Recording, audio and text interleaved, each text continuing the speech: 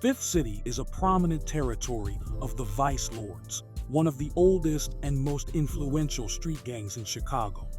Within the Vice Lords, the unknown Vice Lords stand out as a significant subset. The Vice Lords originated in the late 1950s, founded by a group of African American youths incarcerated at the Illinois State Training School for Boys in St. Charles. This initial formation laid the groundwork for what would become a complex and influential organization. Find out right now where the Lords stand. See, we got some Lords, city Lords, and they Lords until they get in trouble. The Vice Lords began in 1958 when 7 young dudes got out of prison together. 10 years later, there were 10,000 Lords. They became a nation, and the nation's spokesman was Bobby Gore. As a boy, forced out into the ghetto streets, Bobby Gore learned to fight. Bobby was part of that first black generation on the West Side that banded together under names like Comanche, Tomahawk, and Vikings, and later came to be called gangs. The idea of the Vice Lord originated from Illinois State Training School for Boys in 1957 going into 58. The dudes that was in St. Charles, all the guys in St. Charles belongs to organizations such as the Cobras, Imperial Chaplains, the Clovers, the Braves, the Imperial Knights, the Imperial Dukes, Spanish Counts, the Barons, several organizations. We had common enemies at that time, but we didn't know who they was. Now we realize the common enemies we had really was police, 95%. We normally had said that the white man normally was the Lord of all vice, so we just took their title. You know, instead of the syndicate of the mafia, you know, we just wanted to be Vice Lord. She sat down with a family whose gang activity has been really part of the family business now for generations.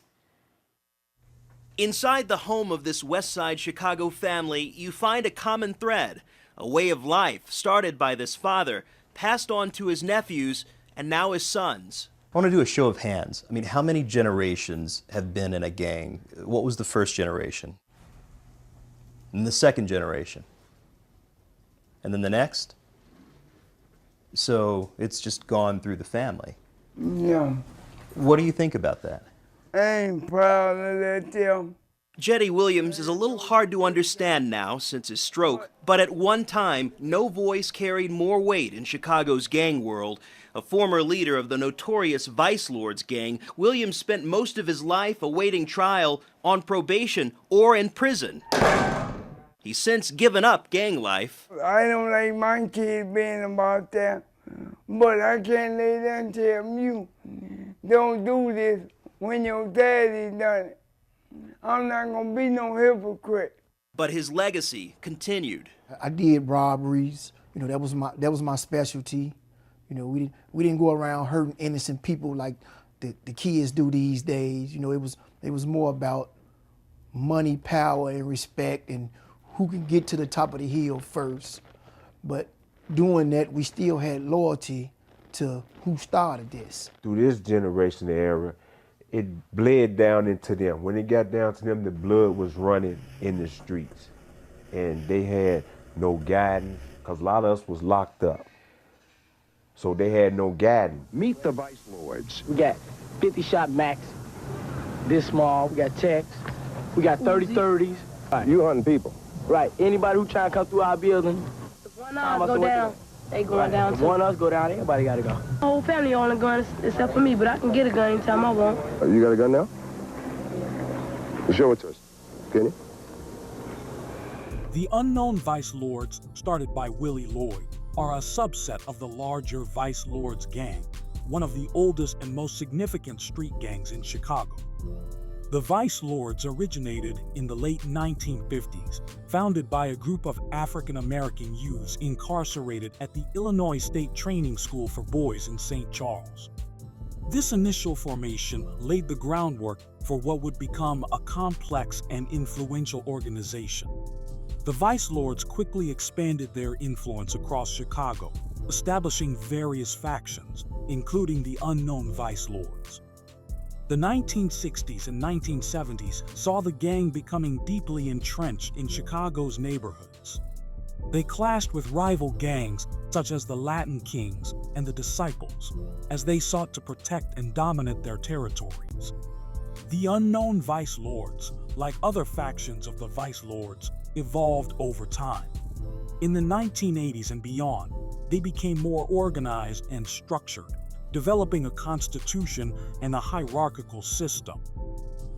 Fifth City, one of the original territories of the unknown vice lords dating back to the 1960s, has been a significant area of conflict. Since the 1980s, the unknown vice lords from Fifth City have been in ongoing disputes with both the Black Souls and the traveling vice lords. Fifth Avenue, also known as the JBoys, is an unknown vice lord set located at 5th and Miller. Boog Mobb Yodi Money Team, an unknown vice lord set, is located at Spalding and Van Buren. Mysean Money Team, an unknown vice lord set located at Monroe and Holman, is known for including the famous rapper G-Nizzle. St. Louis Money Family, an unknown vice lord set, is located at 5th and St. Louis. History of the unknown vice lords is a testament to the evolution and influence of street gangs in Chicago. From their origins in the late 1950s to their structured and hierarchical form in the present day, the unknown vice lords have played a crucial role in the vice lords' territorial conflicts and organizational development. Key territories like Fifth City and notable sets such as Fifth Avenue aka JBoys, St. Louis Money Family, Boog Mobb Yodi Money Team, and Mysean Money Team highlight the extensive reach and impact of the unknown vice lords in Chicago's gang landscape.